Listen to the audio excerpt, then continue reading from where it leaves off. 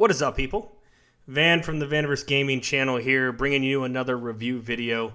Today we're diving into Monster Train. It's a deck builder roguelike that was developed by Shiny Shoe, and it's very similar to a Slay the Spire, but it does a different take on it, and I really like what they do here.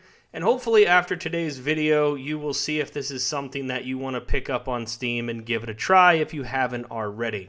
Now, I will admit I'm probably biased. This is like my go-to game when I just want to sit around and veg and just play something. I love clicking through this. Slay the Spire to me is too stressful. I feel like Monster Train is a little bit more easygoing, a little bit more friendly to the eyes. So stick around and I'll kind of give you the review and see if this is something you would like as well. All right, so now let's give you a little bit of an overview of Monster Train. This basically takes the deck building genre and it combines it with this roguelike, unique vertical battlefield. And it really is kind of a Pyre defense game. And your job is you're protecting the heart of the Pyre from the forces of heaven.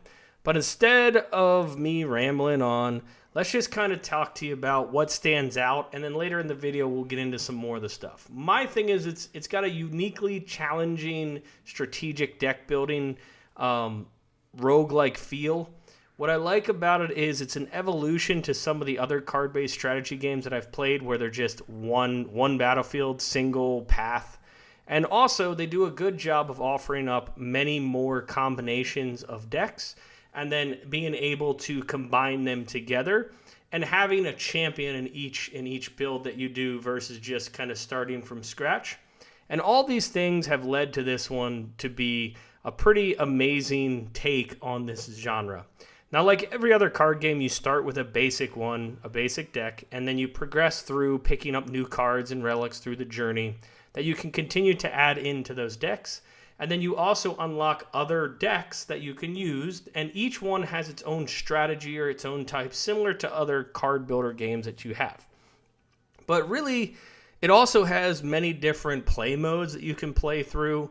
And there's also some other ways to level up and get some cool card backs and some other things that we'll cover in the game. And that's what makes this game so special and what makes it so unique. Okay, so before we get into the different game modes, I want to talk a little bit about the roguelike aspect of the game. What makes it roguelike is every time you run through one of the train missions, it's going to reset and it's procedurally generated. So most times the vendors, the artifacts, the items, and the creatures are going to be different every time you go through, different in how they're positioned and what you're fighting, but sometimes they're the same. There's certain bosses that you're going to be fighting. You're going to be switching through 3 or 4 of them. But that's what makes it roguelike is you can keep running through it, and every run should be different than the run before and different enough that it makes it feel like it's a new run. The other great thing about this game before we get into the game modes is the art style. I do like the hand-drawn visuals. I feel like it's very vibrant and eye-catching, and I do like the soundtrack that goes with it. The soundtrack of certain games really helps to pull you into it, and this soundtrack is one of those that it just adds that extra layer of immersion to a card game where you don't feel as immersed normally when you're just clicking through these types of things. All right, so I already mentioned it. Let's talk about the game modes now in Monster Train. So what's great about Monster Train is there isn't just the main campaign and the daily challenges. They have some other game modes, but obviously the main campaign is the one you're going to play through the most. Then they have a daily challenge mode, which you can see in other games like Slay the Spire. But then they also have some custom challenges that you can do where you can create a custom challenge mode and then other people can play your custom game. And then they have some other modes that make it diverse, right? And what they do is there's some achievements in the game to unlock things that want you to do these different modes. And so it encourages you to try out all the different modes and see if they're for you. And also gives you a little bit of a mix-up between, I'm just playing the normal main campaign over and over again. But now I have this new challenge that makes it feel a little fresher because there's some things that people added in that weren't in the main game to make it more exciting. And so that's another good thing about this is that the multiple game modes add for more replayability and more diversity between the different modes to make it, break up the monotony if you get bored just playing the main campaign. Okay, moving on to the meat and potatoes of the video.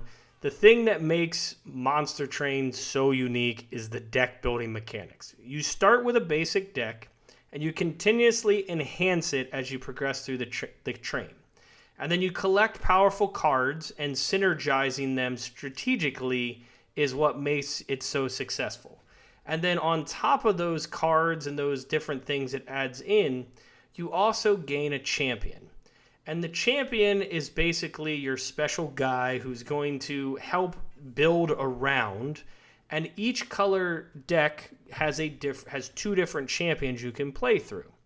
And on top of that, what makes it so unique is the diverse array of cards, because you can have certain ones that are attacks versus buffs versus debuffs, and you have really good strategies and synergies between just the cards within one color.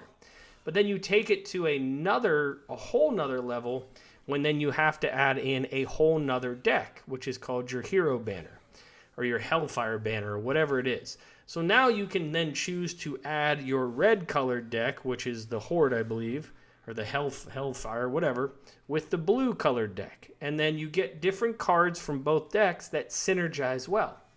So for instance, your green colored deck has very beefy creatures and has healing, and your red is all about very high attack and very low defense. And so combining those two together and have very high attack, multi-attack damaging creatures with very tanky frontliners that can heal creates a cool strategic deck construction. And you can think through different deck constructions to try and attack the different areas and the different creatures. There are some bosses that maybe a certain deck comparison will work better than others. You won't know because it's randomized, but at the same time, that's kind of what I like to do, is think of cool strategies to build my deck. The other cool thing about the deck building mechanics is thinking about placement. This is a vertical battle system, which we'll get into later, but it allows you to place creatures on different floors. And that adds to the other strategy of when you build out your deck, how are you going to design it for that whole verticality? And then the upgrade choices.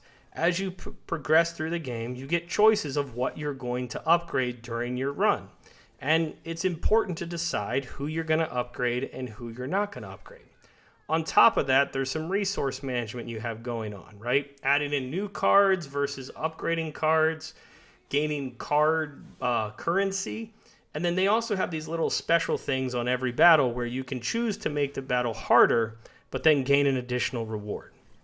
There's also shops and some other random things that happen where you can gain artifacts and some relics. And then adapting to the randomization is part of the roguelike nature that makes it fun and makes the deck building strategy pretty interesting.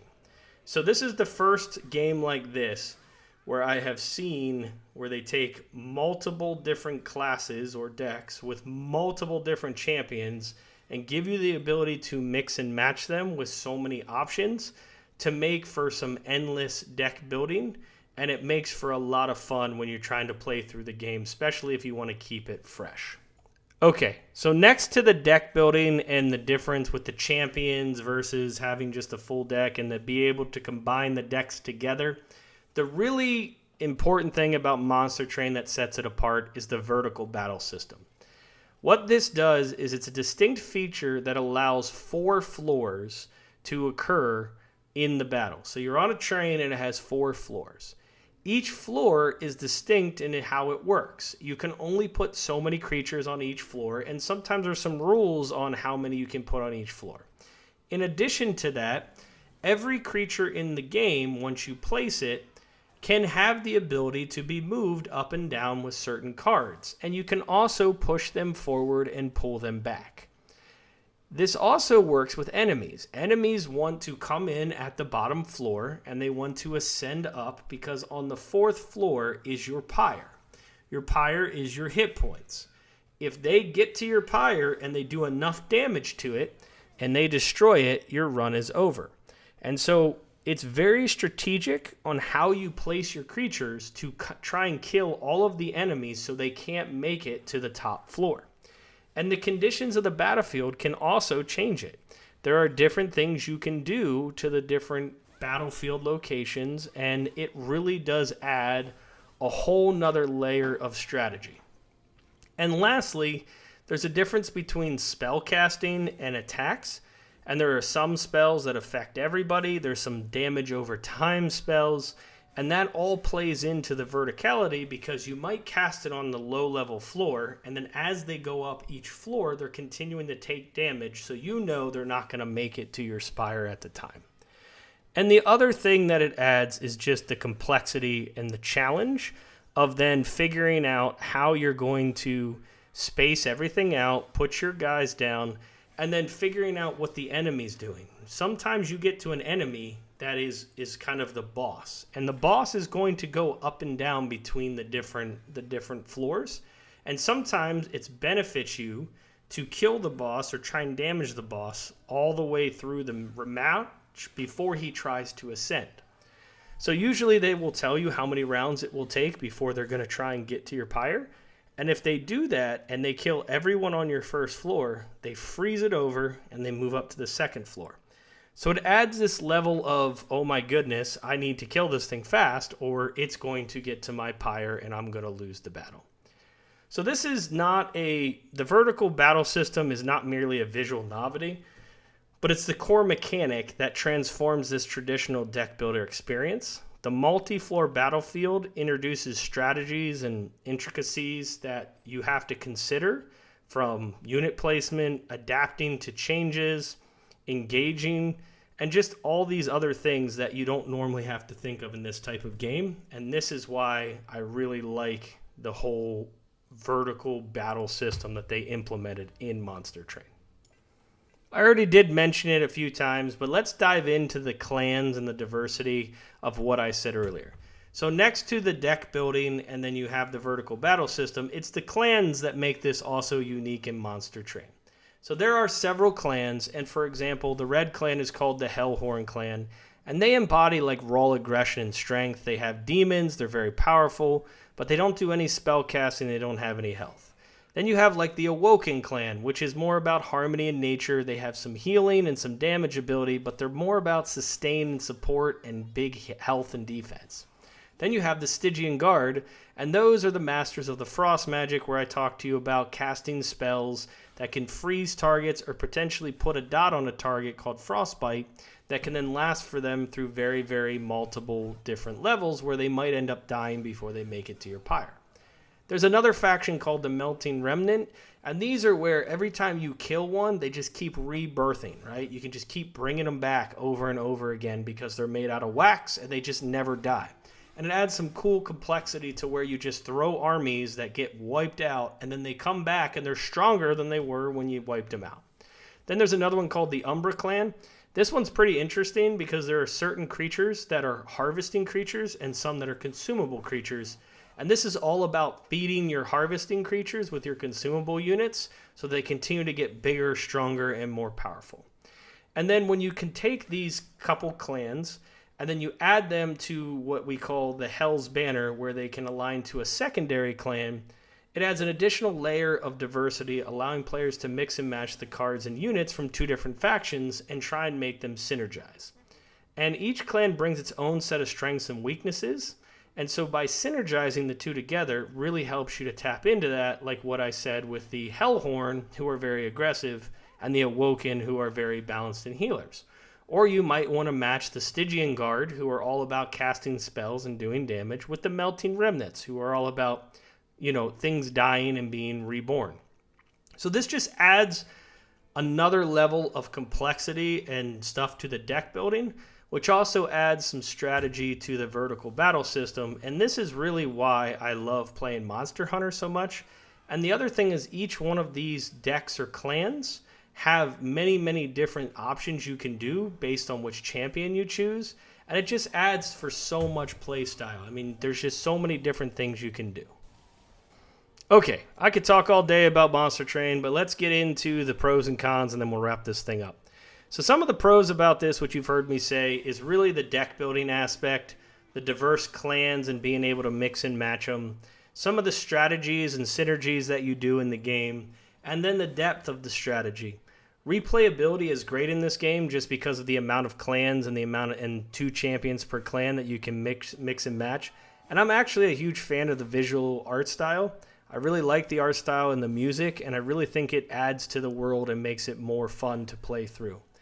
And some of the resources and how they handle it and just how the game functions as a roguelike, it doesn't feel too hard in the beginning where I feel like it's unsurmountable.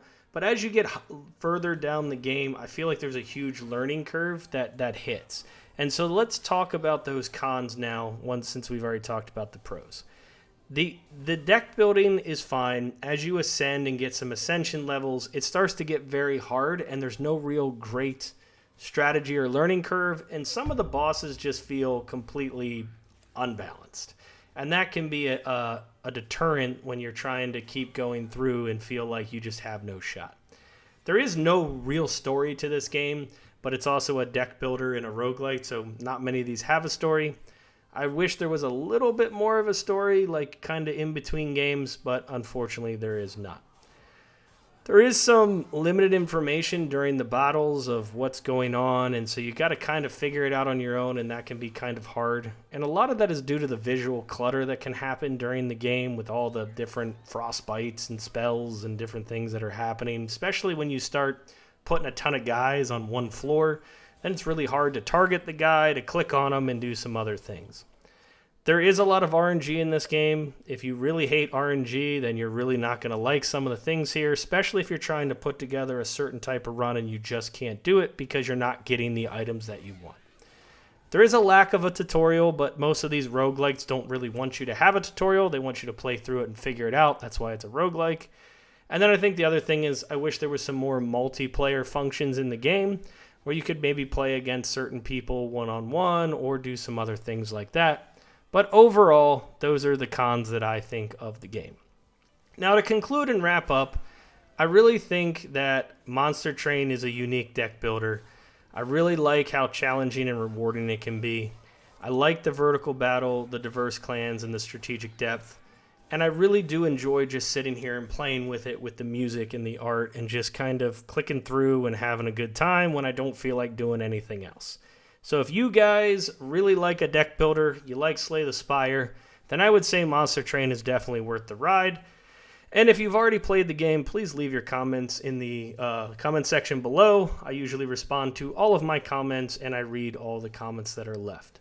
Well, that's it for now. Don't forget to like the video and subscribe if you like my content, and I'll catch you in the next video. This is Van from the VaniverseGaming channel. Cheers, and peace out.